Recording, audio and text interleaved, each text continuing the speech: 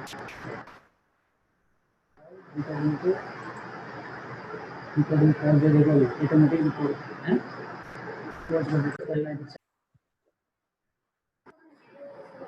जो फोर्थ श्लोक था, सच्चित कालम नये माम अस्मात् नगरात् भवदूर, उसके बाद में श्लोक नंबर 5 आता है।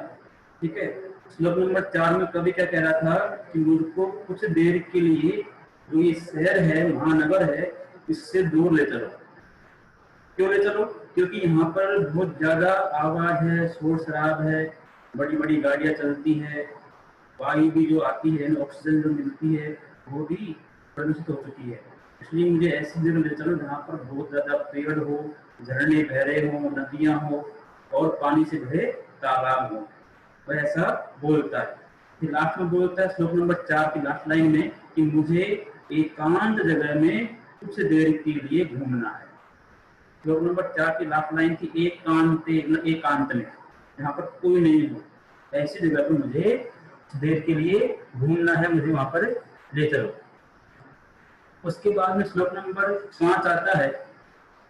इसमें लिखा है, ये श्लोक नंबर जो श्लोक नंबर 5 है बहुत ज्यादा इंपोर्टेंट है, देखना इसको बात है। लिखा है हरित तरुणाम ललित लतानाम माला रमणीया। हरित मीन्स होता है हरा, ग्रीन। तरुण मीन्स होता है पेड़। तरुण मीन्स क्या होता है? पेड़। और तरुणाम मीन्स बहुत ज्यादा पेड़, जैसे गुरु गुरु गुरुनाम, जैसे तरु तरु तरुणाम। तरु शब्द मतलब होता है वृक्ष। कैसे वृक्ष है? हरित यानी हरे वृक्ष हैं। कैसे वृक्ष है? हरितः।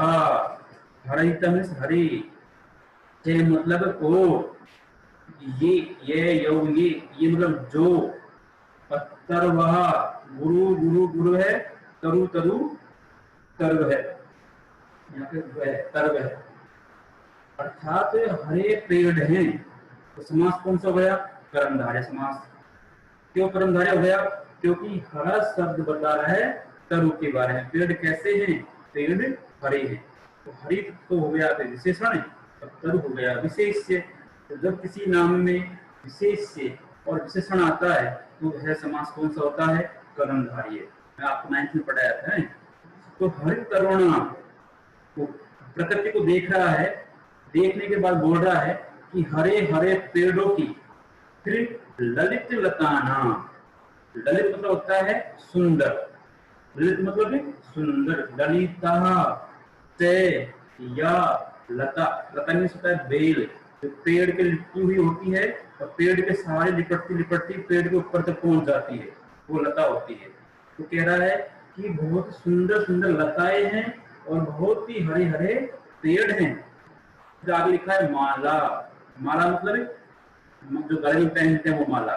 तो वैसे पेड़ों की माला कि बहुत ज्यादा पेड़ लाइन से खड़े हुए हैं और पेड़ों में ही बेल लिपटी हुई है।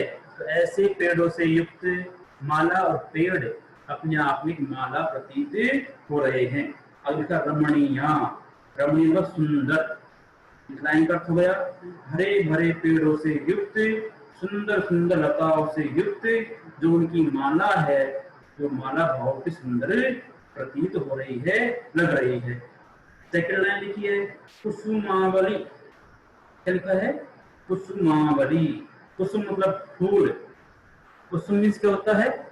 फूल। आवली मतलब होता है उसका घेरा, आवरण, अर्थात फूलों की पंक्ति। कुसुम मतलब फूल, आवली मतलब लाइन, घेरा।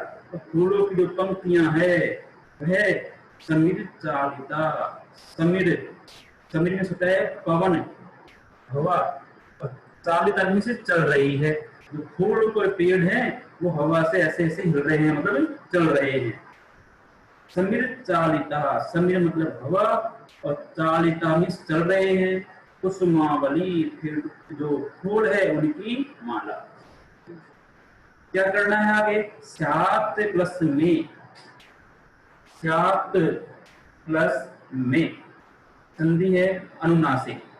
ठीक है, जो तय था इस तय का यहाँ पे न कर रखा है। तय, तय को न बना दिया।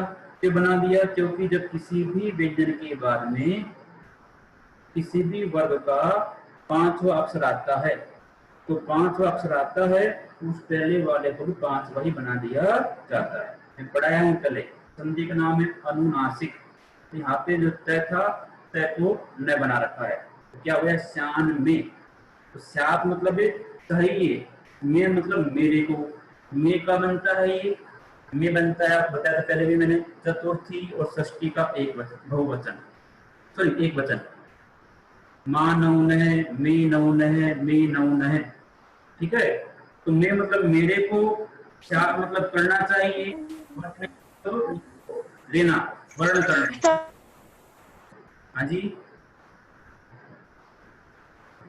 तो कवि कह रहा है कि मुझे जो फूलों की जो माला है, फूलों की जो पंक्तियां है, जो हवा से चल रही है, उनका मुझे ग्रहण कर लेना चाहिए, मतलब उनको देखना है। आगे लिखा है नव मालिका। नव मालिका मतलब आम की मंजरी, आम का जो पेड़ होता है, उस पेड़ में फूल आते हैं, उनको कहते हैं मंजरी। आम के पेड़ के जो फूल होते हैं, उन फूलों को कहते हैं आम की मंजरी। उसका नाम क्या है? नव मालिका। लिखा है रसालम। रसाल मीन्स होता है आम। आम का पर्यायवाची क्या है? रसालम। रसालम बोल दो चाहे आम्रम बोल दो, एक ही अर्थ है। नव मालिका, आम की मंजरी। रसालम मीन्स किसकी? आम के पेड़ों की। आम के पेड़ों की जो आम की मंजरी है, वह मिलिता, मिली हुई है। इसका भावार्थ हुआ कि जब आम का पेड़ होता है, उसमें आम के फूल भी है और उसमें आम भी लगे हुए हैं, तो दोनों मिले हुए हैं, फूल और आम एक ही पेड़ में। उनका आगे क्या लिखा है? रुचिरम, बहुत ही सुंदर, संगम न मिलना, उनका संगम। आम के पेड़ में आम के फूल और आम लगे हुए हैं, तो जब मिले हुए हैं तो उनका जो दृश्य है बहुत ही सुंदर दिखाई दे रहा है। कोई प्रश्न है श्लोक में से तो पूछते हो आप? श्लोक में से कुछ डाउट है तो आप पूछ सकते हैं। सर लास्ट लाइन और एक बार बताओ सर। नव मालिका। नव मालिका मतलब आम के पेड़ के फूल, ठीक है। रसाल में होता है आम। जो आम का पेड़ है, उस आम के पेड़ में आम भी लगे हुए हैं और वहीं पर फूल भी आ रहे हैं। जब दूर से देखते हैं वह दृश्य, जो वहां पे फूल भी है, सुंदर दिखाई देता है। सुंदर दिखाई देता है, ये किसका किया अपन ने? रुचिरम मीन्स सुंदर और संगम मीन्स मिलना, ये इसका अर्थ है। मतलब आम के पेड़ में आमों का और आम के फूलों का मिलना बहुत ही सुंदर प्रतीत हो रहा है, दिखाई दे रहा है। वापस देखिए, हरित तरुणा, हरे पेड़ों से युक्त, ललित लताना, और सुंदर सुंदर लताओं से युक्त जो माला बनी हुई है। माला बनी हुई नहीं है, ऐसा लगता है कि इसको माला हो, बहुत ज्यादा पेड़ है, बहुत ही सुंदर दिखाई दे रही है। पहली लाइन पर हो गया। दूसरी अर्थ है कुसुमावली समीर चालिता। कुसुम मतलब होता है फूल, पुष्प। पुष्प का पर्यायवाची क्या है? कुसुम। आवली मतलब घेरा। फूलों का जो घेरा है वह क्या हो रहा है? समीर मतलब पवन है, पवन से क्या हो रहा है? चल रहा है। चलने का किससे किया? चालिता। चालिता मीन्स चलना। जब फूलों की पंक्तियां हवा से चल रही है तो ऐसे दृश्य को मुझको देखना चाहिए। इसका किससे किया इसने? क्या में वर्णीय, में मतलब मेरे को, वर्णीय मतलब वर्ण करना चाहिए, ग्रहण करना चाहिए, क्या मतलब चाहिए, ठीक है। अब छोटा सा प्रश्न इसके अंदर से, आम्रम, आम्रम का पर्यायवाची क्या होगा? रसालम। आम्रम मीन्स रसालम। दूसरा समीर चालिका। समीर मतलब पवन, हवा, चालिता मीन्स चल रही है। तो इसमें से विशेष्य पद कौन सा है? समीर चालिता, इसमें विशेष्य पद कौन सा है? यहाँ है कुसुमावली, लिखा है ना लाइन में, कुसुमावली समीर चालिता। हवा से चल रही है, कौन चल रही है? फूलों की पंक्तियां, कुसुमावली। तो कुसुमावली तो विशेषण है, विशेष्य है, तो समीर चालिता विशेषण है। श्लोक नंबर 6 देखिए। आई चल बंधो। आई चल बंधो। आई मतलब अरे, चल मतलब चलो, चल तू, चलताम, चलंतु, चल, लोट लकार मध्यम पुरुष का एक वचन, पठतु, पठताम, पठंतु, पठ।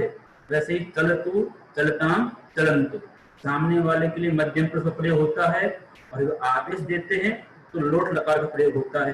अनुवाद में सीखा था आपने, किसी को आदेश देते हैं तो लोट लकार। दूसरा, सामने वाले को बोलते हैं तो मध्यम पुरुष। तो यहाँ पे कवि अपने साथ में जो है उसको क्या बोल रहा है, चले मत चलो, उसको आदेश दे रहा है। बंधु मतलब मित्र, हे बांधो तुम चलो, कहाँ चलो, खग कुल कलरव। खग मतलब पक्षी, कुल मतलब समूह है, ठीक है, कुल मतलब समूह है। समूह किसका, पक्षियों का समूह है। लिखा कलरव, कलरव मीन्स आवाज, ध्वनि। पक्षियों के जो समूह है, पक्षियों के समूह की ध्वनि से गुंजित, गुंजायमान, उनकी आवाज, उनकी ध्वनि से जो प्रदेश गूंज रहा है, वैसे वन प्रदेशम, वन देशम, ऐसे वन प्रदेश को चलिए। वन मतलब जंगल, देशम मीन्स देश, मतलब वन को चलिए, स्थान को चलिए।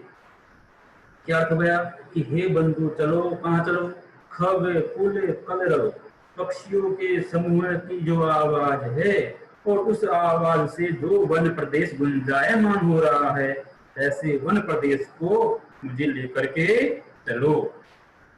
सेकंड लाइन, पुर। पुर मतलब होता है नगर। पुर मतलब क्या होता है, नगर।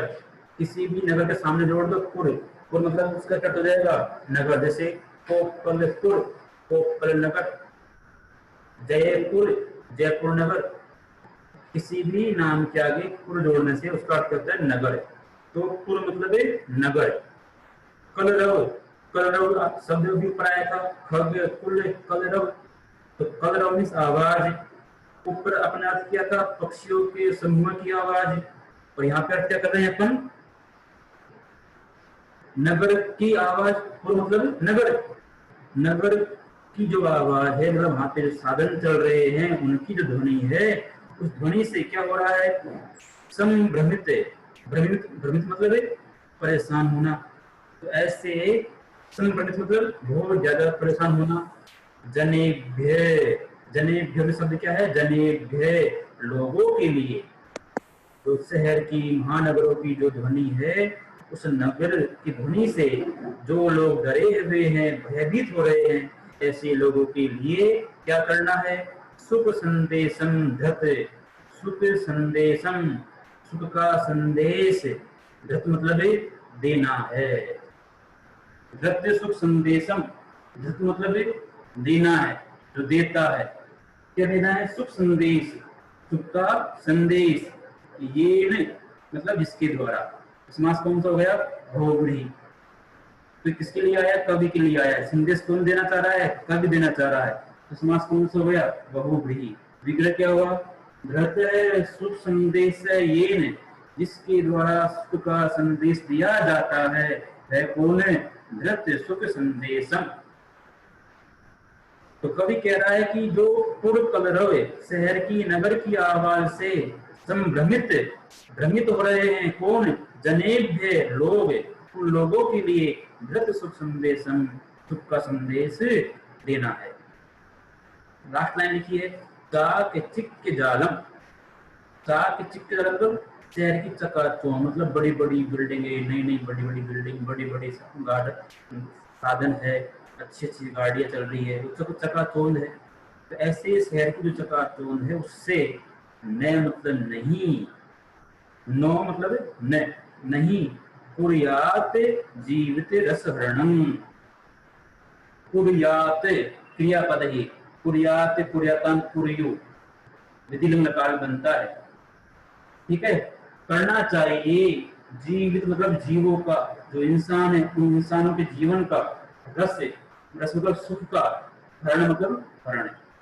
क्या कह रहे हैं कभी, कि जो शहर की चकाचौंध है, चाक चिक्क चालम, शहर की जो चकाचौंध है, उस शहर की चकाचौंध जीवित रस हरण, लोगों के सुख का हरण न कुर्यात, नहीं करना चाहिए। इसलिए क्या करना है, हमको उनको एक सुख का संदेश देना है। शुचि पर्यावरण, पवित्र पर्यावरण तभी बन पाएगा। कोई डाउट श्लोक में से पूछ सकते हैं कोई भी? श्लोक नंबर 6 में से कोई डाउट है तो पूछ सकता है। सर सेकेंड लाइन बोलिए। लाइन पूर्व मतलब होता है नगर, ठीक है। और कलरव मीन्स होता है आवाज। कलरव मीन्स आवाज, कोलाहल, उसको क्या बोलते हैं, कलरव। तो किसका कलरव? नगर का कलरव, शहर की जो ध्वनि है उससे सभ्रमित। संभ्रमित का क्या है? भ्रमित, परेशान होना। कौन परेशान हो रहे हैं? जनेभ्यो, लोगों के लिए। जैसे रामेभ्य वैसे ही जनेभ्य। तो जो भ्रमित लोग हैं उन लोगों के लिए क्या देना है? धृत सुख संदेशम। धृत शब्द अलग है और सुख संदेशम अलग है। तो सुख संदेशम मतलब सुख का संदेश, धृतम से देना है। किनको देना है?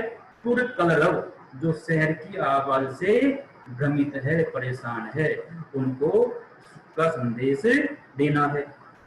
आगे लिखा है चाक चित्त जालम, और जो शहर की चकाचौंध है, बड़ी बड़ी गाड़ियां, बड़ी बड़ी बिल्डिंगे, बड़े बड़े साधन, उनसे किसी के भी सुख का हरण नहीं करना है। जीवित रस हरणम, जीवित मतलब लोग, जीवन, रस मतलब सुख, हरण मीन्स हरण करना। किसी भी किन्हीं भी लोगों के सुख का हरण नहीं कुर्यात। कुर्यात शब्द क्या है? क्रिया। कुर्यात क्या है? क्रिया, नहीं करना है। शुचि पर्यावरण, शुद्ध पर्यावरण। आगे लिखा है श्लोक नंबर 7 लास्ट है। प्रस्तर तले, प्रस्तर मतलब है पत्थर, प्रस्तर मतलब पत्थर, और तले मतलब उसके नीचे। पत्थर के नीचे लता तरु गुल्मा, 3 शब्द है। जैसे राम है च, श्याम है च, सीता च, वैसे ही लता च, तरु च और गुल्मा च। क्या बन गया? लता तरु गुल्मा। राम श्याम सीता, राम च श्याम च सीता च। पत्र पुष्प फल, पत्रम च पुष्पम च फलम च, वैसे ही लता च तरु च और गुल्मा च।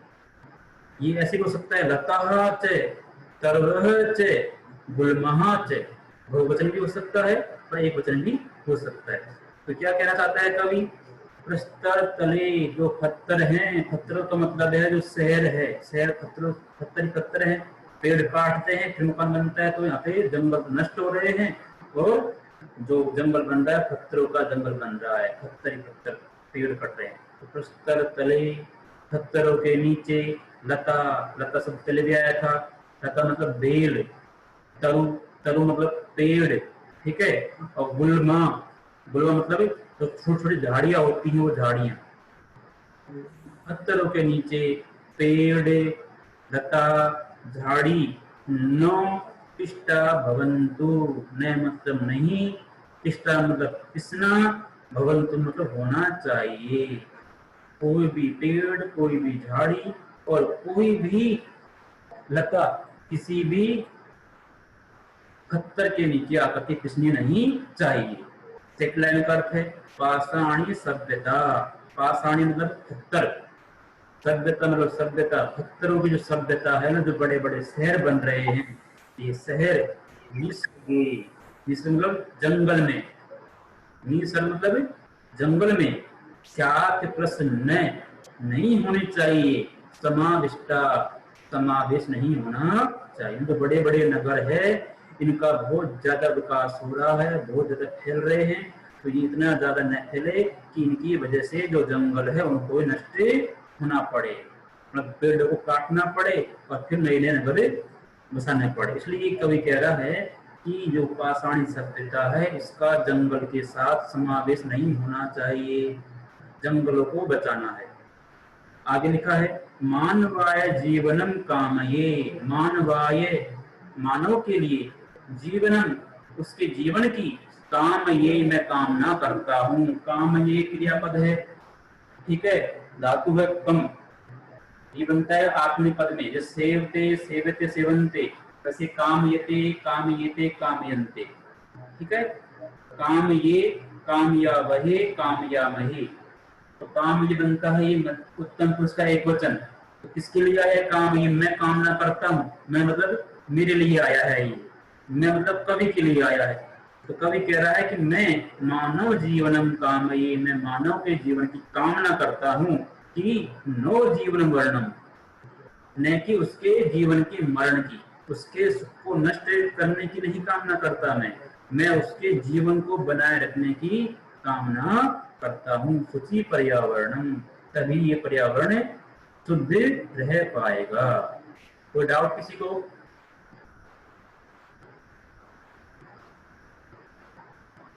किसी को डाउट तो पूछ सकता है भाई। अब मैं इसके बाद वीडियो सेंड करूंगा, वीडियो देखना है। अब आता है क्वेश्चन आंसर, ध्यान से सुनना है। क्वेश्चन आंसर आपके एग्जाम में नहीं आता, टोटल ग्रामर आती है, इसलिए मैं क्वेश्चन आंसर नहीं पढ़ाऊंगा। ठीक है, क्या आता है एग्जाम में? जो श्लोक आएगा, श्लोक के अंदर से आपसे प्रश्न पूछे जाएंगे, श्लोक का हिंदी अर्थ करवाया जाएगा। ठीक है, इसलिए पूरे पाठ का अच्छे से हिंदी अर्थ भी याद करना है, और इससे श्लोकों में से जो प्रश्न बनते हैं वो ग्रामर के हो, चाहे वो एक पद के हो, चाहे पूर्ण वाक्य के हो, तो पूरे आपको अच्छे से पढ़ना है। वही आपके एग्जाम का सिलेबस है, न कि क्वेश्चन आंसर। इसलिए जब मैं वीडियो सेंड करूंगा, जो कल सेंड किए थे वो वीडियो देखने हैं, अभी सेंड करूंगा वो वीडियो देखना है, अच्छे से समझना है। फिर भी यदि समझ में नहीं आता है तो आप मेरे को व्हाट्सएप पे पूछ सकते हैं। प्रश्न नंबर सेकंड है, संधि विच्छेद कीजिए। संधि विच्छेद करना है आपको, और कहीं संधि करना है। ठीक है, पहला पद है प्रकृति रेव, प्रकृति ही रेव। इससे पहले आप ये समास के प्रश्न है, ये देख लीजिए। प्रश्न नंबर है आपका 6, ये जो है मैं लिखा हूं, प्रश्न नंबर 6 है। क्वेश्चन नंबर 6 का आंसर है ये। तो प्रश्न नंबर 6 निकालो पहले, टांगन को। पहला पद था, इसमें लिखा है कि आपके जो पाठ में कुछ मीनिंग ऐसी थी जिसमें समास थे, उनको आपको बताना है समास कौन सा है, उसका विग्रह करना है। इस पहला पद है मलिन सहितम, सहमलम, आपने पढ़ा 9th क्लास में।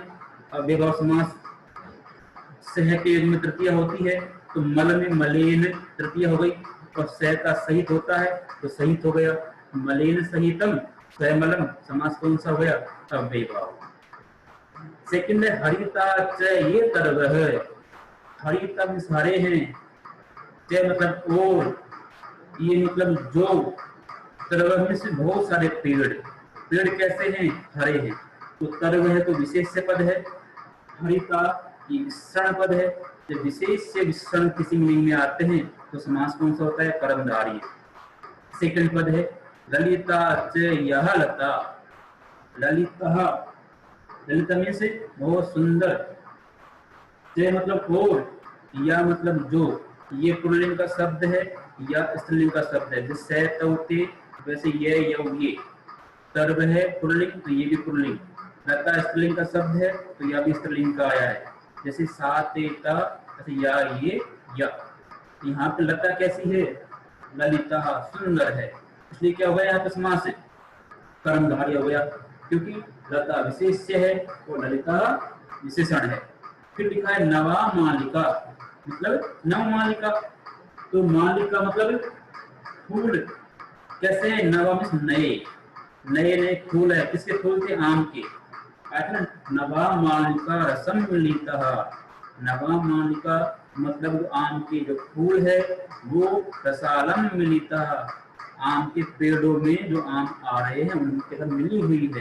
तो मालिका मतलब फूल थे, आम के फूल। नवा में से नए, फूल कैसे हैं? नए हैं। तो मालिका तो विशेष से है, नवा विशेषण है, उसी समास कौन सा हो गया? कर्मधारय। फिर लिखा है धृत है सुख संदेश है, ये नहीं, धृत मतलब दिया जा रहा है, सुख संदेशम सुख का संदेश, ये मतलब जिसके द्वारा, सुख का संदेश कौन दे रहा है? कवि। तो कवि के लिए आया है, मतलब लिखा तो है धृत सुख संदेश, लेकिन ये आया है कवि के लिए, लिखा ये है। इसका अर्थ हो रहा है कवि, इसलिए कौन सा समास हो गया? बहुव्रीहि। तो अन्य अर्थ प्रकट होता है मीनिंग का, तो समास कौन सा होता है? बहुव्रीहि। तो बहुव्रीहि हो गया। फिर लिखा है कज्जलम एवं मलिनम। कज्जल से काला, काला क्या होता है? काजल। ये मतलब तरह है, और मलिनम से मैला, काजल की तरह मैला है। कज्जल मलिनम आया था ना श्लोक नंबर फर्स्ट में। तो कैसा मलिन है, कैसा गंदा है? उसमें उपमा देती काजल की, कि काजल के जैसा मलिन है। यहाँ पे हो गया ये उपमान, ये हो गया उपमेय। समास कौन सा हो गया? कर्मधारय है। फिर दुर्दांते दसमी, दुर्दांते मतलब भयंकर, और दसमी मतलब दांत। दांत कैसे हैं? भयानक है। दसमी विशेष्य और दुर्दांत ही विशेषण, ये क्या हो गया? कर्मधारय समास हो गया। तो प्रश्न नंबर 6 कंप्लीट हो गया आपका। अब प्रश्न नंबर 7 देखिए।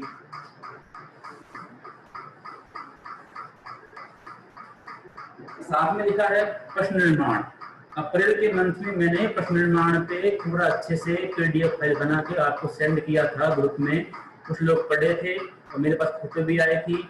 बहुत ही अच्छा टॉपिक था। उसके बाद में वीडियो भी सेंड किया था कि प्रश्न निर्माण कैसे किए जाते हैं। या तो रट लो या फिर समझ लो। समझना है तो मैं वीडियो सेंड किया था, तो देखना कैसे प्रश्न निर्माण होता है। रटना है तो देखिए। कज्जल मलिना, काजल के जैसा मलिन है। तो कैसा, कैसे के लिए क्या मीनिंग आती है? कीदृशम,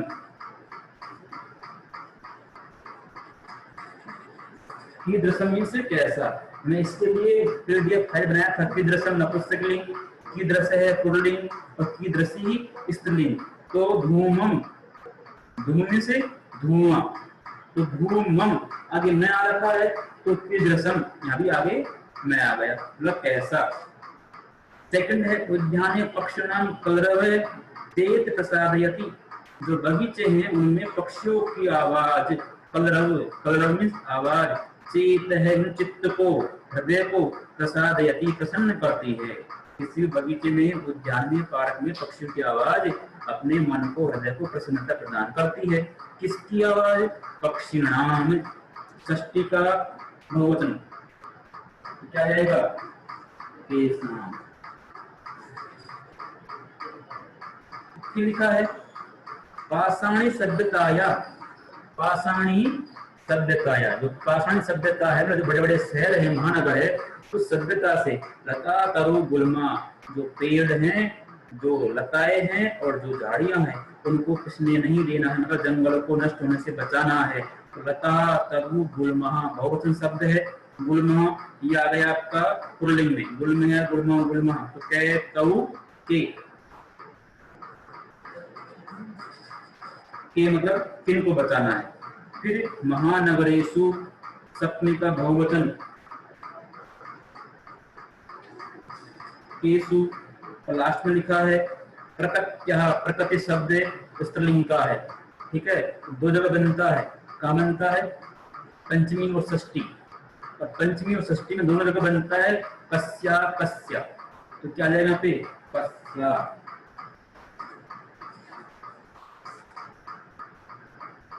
ठीक है, कंप्लीट है। कुछ पूछना है इसमें पूछ सकते हो आप, ये कैसे आ गए। प्रश्न नंबर 6 से प्रश्न नंबर 7 दोनों हो गए। अब आइए यहाँ पे प्रश्न नंबर 2 में संधि का प्रश्न है, आपको आना चाहिए। प्रकृति रेव, प्रकृति प्लस एक,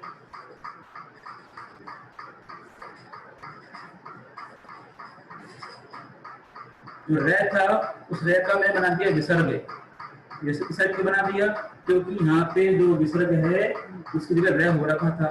रे क्यों हो रखा था? नियम था कि विसर्ग के साथ में अ और आ से भिन्न मात्रा आती है, ई, उ, ए, ऐ, तो उसके विसर्ग का रे बन जाता है। तो यहाँ पे टी, टी में क्या था?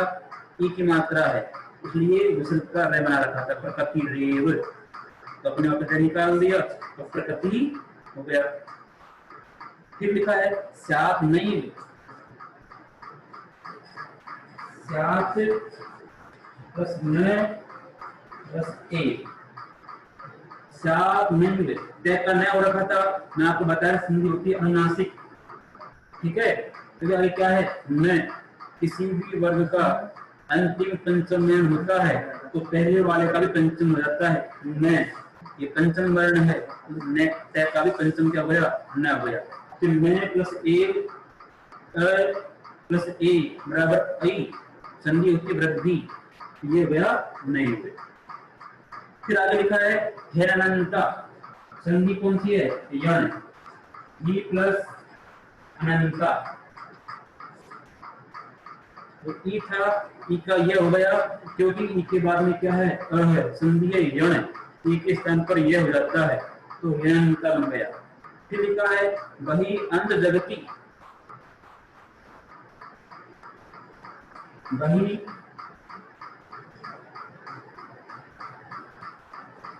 रंत जगती।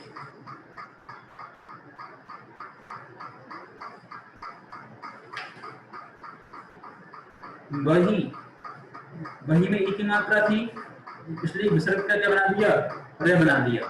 ऊपर देखो यहाँ रे का विसर्ग बनाया था क्योंकि टी की मात्रा थी, ठीक है। यहाँ पे अपन ने वापस से विसर्ग का रे बना दिया क्योंकि की मात्रा है, ई ओ ए की मात्रा होती है, उसके बाद विसर्ग आता है, उसका रे बन जाता है वही। फिर अंत जगती, अंत में विसर्ग का रे बना दिए क्योंकि अंतर शब्द होता है, अंत नहीं होता, मूल शब्द क्या होता है, अंतर, इसलिए उसका रे आ गया वही अंतर जगती। आगे लिखा है अस्मात् नगरात्,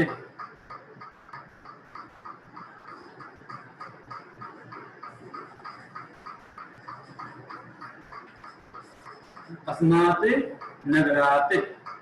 यहाँ पे तय का बना रखा था क्योंकि किसी भी वर्ग का पंचम वर्ण प्लस के बाद में होता है तो उस पहले वाले को भी पंचम बना दिया जाता है। यहाँ पे न पंचम वर्ण था तो न को भी पंचम न बना दिया, अस्मात् नगरात्। फिर संचरणम, संचरणम यहाँ तो जाएगा संचरणम।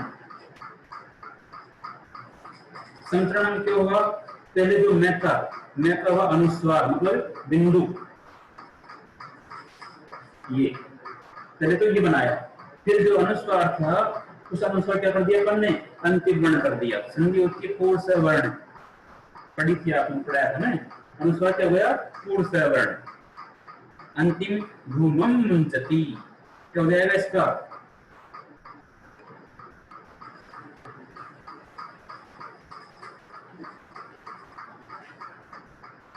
भूमम मुंचति, संधि हुई अनुस्वार। जो मैं नीचे था वो मैं ऊपर आ गया क्योंकि सामने क्या है, व्यंजन है। जब किसी भी हलंत में के बाद में सामने कोई व्यंजन होता है तो हलंत में ऊपर बिंदु के रूप में आ जाता है। कोई डाउट है किसी को, पूछ सकता है अभी।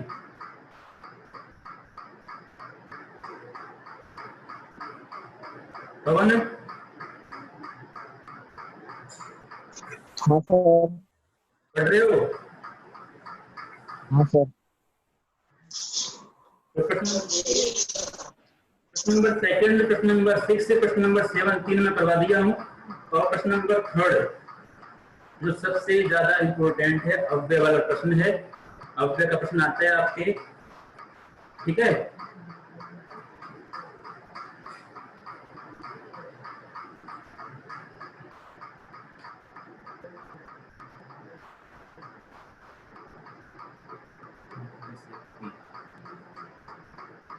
प्रश्न नंबर 3 लिखा है कि जो अव्यय पद है, इन अव्यय पदों को आपको अपने नीचे लिखे हुए शब्दों में भरना है। पहले मैं अव्यय शब्द पाठ कर रहा हूँ, फिर भरने में आसानी हो जाएगी आपको। विषम मीन्स होता है ज्यादा, अत्यधिक, विषम मीन्स अत्यधिक। यत्र, यत्र मतलब जहां, तत्र, तत्र मतलब वहां, अत्र, अत्र मतलब यहाँ, अपि, अपि मीन्स भी, एव, एव अर्थात ही, सदा, सदा मीन्स हमेशा, और वही, वही मतलब वह। पहले लिखी है इदानीं, इस समय, वायुमंडलम, वायुमंडल। प्रदूषितम अस्ति, प्रदूषित है। कितना प्रदूषित है? बहुत ज्यादा। और ज्यादा की मीनिंग क्या है यहाँ पे? वृषम। तो पहले में क्या आ जाएगा? वृषम। इदानीं वायुमंडलम वृषम प्रदूषितम अस्ति। इस समय वायुमंडल बहुत ज्यादा प्रदूषित हो रखा है। जीवनम दुर्गम अस्ति, जो जीवन है उसको जीना बहुत ही मुश्किल हो गया है। कहाँ पर? अत्र। क्या है? अत्र।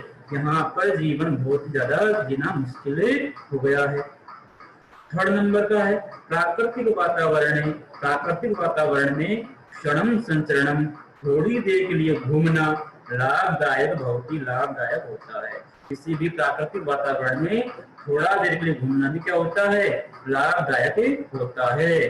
तो संचरणम अपि, अपि मतलब भी, थोड़ा भी घूमना लाभदायक होता है। थर्ड में क्या जाएगा? तभी, अपि। फोर्थ नंबर पर्यावरण से संरक्षण, पर्यावरण की रक्षा करना, प्रकृति आराधना, प्रकृति की आराधना है। पर्यावरण की रक्षा करना ही प्रकृति की आराधना है। पर्यावरण की रक्षा करना ही मतलब एव। यहाँ पे क्या जाएगा? एव। फोर्थ नंबर में एव आ जाएगा। फिफ्थ वन, समय से सदुपयोग करनी है। समय का सदुपयोग करना चाहिए। कब करना चाहिए? हमेशा। तो यहाँ पे क्या जाएगा? सदा। सदा पर्यावरण का हमको सदुपयोग करना चाहिए। सेकंड लास्ट, भूकंपित समय, भूकंप आने के समय क्या करना चाहिए? गमनम एक उचितम भवति, जाना ही उचित होता है। कहाँ जाना उचित होता है? अंदर या बाहर? जब भूकंप आता है तो कहाँ जाना उचित होता है? अंदर या बाहर? यहाँ पर लिखा है बही। बही मतलब बाहर। और लास्ट है, दो बच गए, यत्र और तत्र। पहले यत्र आ जाएगा, फिर तत्र आ जाएगा। दोनों साथ में चलते हैं। जहाँ यत्र है वहां तत्र है, जहाँ तत्र है वहां यत्र है। तो दोनों खाली है। यत्र हरितिमा, जहाँ पर हरियाली है, तत्र सुखी पर्यावरण, वहां पर पर्यावरण शुद्ध होता है। जहाँ पर हरियाली होती है वहां पर पर्यावरण बिल्कुल शुद्ध होता है। ये चैप्टर अब कंप्लीट हो गया है।